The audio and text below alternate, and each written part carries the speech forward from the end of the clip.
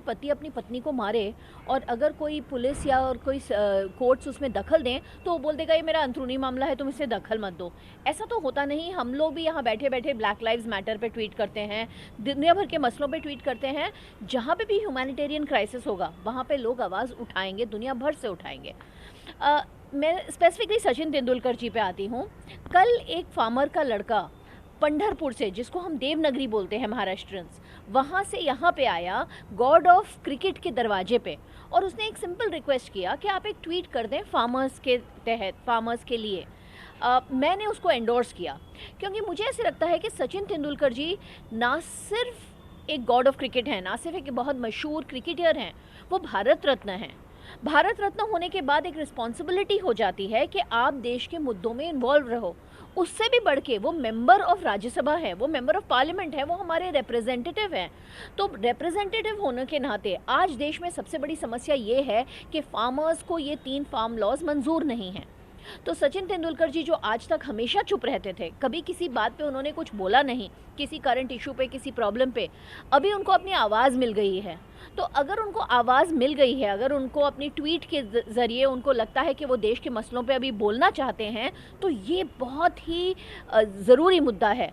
और मेरा ये रिक्वेस्ट है कि वो बेचारा आपका फ़ैन जो इतनी दूर से आया और ईमानदारी से आपके घर के बाहर इज्जत से खड़ा हुआ, प्यार से रिक्वेस्ट किया कि आप प्लीज़ अब मेरी प्रार्थना सुने, तो मेरा ये रिक्वेस्ट है कि सचिन जी को उसकी प्रार्थना सुननी चाहिए।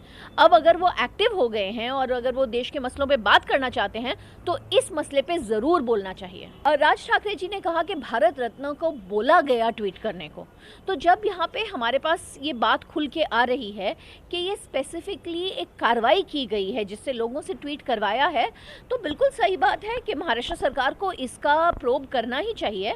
हमें ये याद रखना चाहिए कि ये महाराष्ट्र है। महाराष्ट्र में फ्री स्पीच का हमेशा मतलब उसको रिस्पेक्ट किया गया है और उसकी आवाज़ को बुलंद करने का मौका सभी को दिया गया है।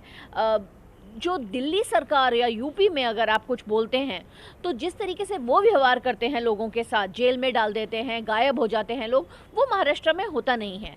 ये तो सीधा साधा प्रोब है। इससे सचिन तेंदुलकर जी और लता मंगेशकर जी पर प्रोब नहीं कर रहे हैं, वो प्रोब कर रहे हैं कि अगर ये किसी ने सोच समझ के रिक्वेस्ट किया, किसी एजेंसी ने किया, तो वो कौन सी एजेंसी थी। तो आई थिंक महाराष्ट्र सरकार का ये निर्णय बहुत अच्छा है, मैं इसका पूरा समर्थन करती हूँ। और उन्हें बिल्कुल जाके पता करना चाहिए कि ये कैसे हुआ कि सबने आइडेंटिकल ट्वीट्स किए साले सेलिब्रिटीज़ में। इसके पीछे कोई तो मसला है, बाहर आना चाहिए।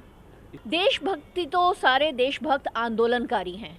क्या आंदोलनकारी होना गुनाह है? नरेंद्र मोदी जी ने उन पे बड़ा सरकास्टिकली उनको आंदोलन जीवी कहा है।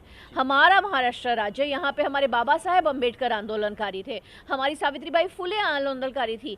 ये छोड़िए, हमारे शिवाजी महाराज, उन्होंने मावलाओं को लेके आंदोलन खड़ा किया था। हम सब आंदोलन जीवी हैं। तो यहाँ ये तो देशभक्ति का केंद्र है। जावड़ेकर जी शायद अपनी रूट्स, अपनी असलियत भूल रहे हैं कि हम महाराष्ट्र से हैं और यहाँ से सारी देश की लड़ाइयाँ शुरू हुई हैं, चाहे वो एजुकेशन के लिए हो, चाहे वो विमेंस राइट्स के लिए हो, चाहे वो फ्रीडम के लिए हो।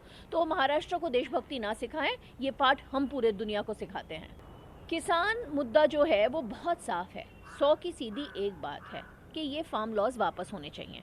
ये फार्म लॉज पे ना कोई चर्चा हुई है, ना ये किसी पार्लियामेंट्री तरीके से पास किए गए हैं, ये एक ऑर्डिनेंस के थ्रू लाए गए हैं, ये एक तानाशाह लॉ है।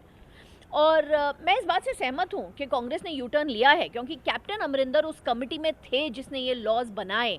तो कांग्रेस अपनी दोगली राजनीति तो करती ही है, लेकिन आज जब पूरा देश खड़ा हो चुका है, जब किसान बोल रहे हैं कि उन्हें ये लॉ मंजूर नहीं है, अगर कल किसी ने उसका सपोर्ट भी दिया था, आज उसको वो सपोर्ट वापस ले लेना चाहिए। अगर कल किसी ने कहा था कि हाँ फार्म लॉज होने चाहिए, जब देश का किसान बोल रहा है मुझे ये लॉ नहीं चाहिए, तो देश के किसान की इज्जत करना कांग्रेस का, राष्ट्रवादी का, बीजेपी का, हम सब का फर्ज है। जो किसान कहता है वो हमें सुनना चाहिए, क्योंकि किसान से ज़्यादा बेहतर कौन जानता है कि किसानी में कैसे नफ़ा, कैसे नुकसान होगा। आज ऐसी हालत है कि देश की हर चीज़ बिक रही है, रेलवेज बिक रहा है, एयरपोर्ट बिक रहा है, हमारे सारे बैंक बिक चुके हैं। तो अब तो किसानों की ज़मीन छीनने आ गए हैं पूंजीपति। इसको रोकना बहुत ज़रूरी होगा। और अगर किसी ने कल भूल से इनका विरोध किया था किसानों का, आज उसको माफ़ी मांग के किसानों के साथ खड़ा होना चाहिए और बोलना चाहिए हाँ मैं आंदोलन जीवी हूँ।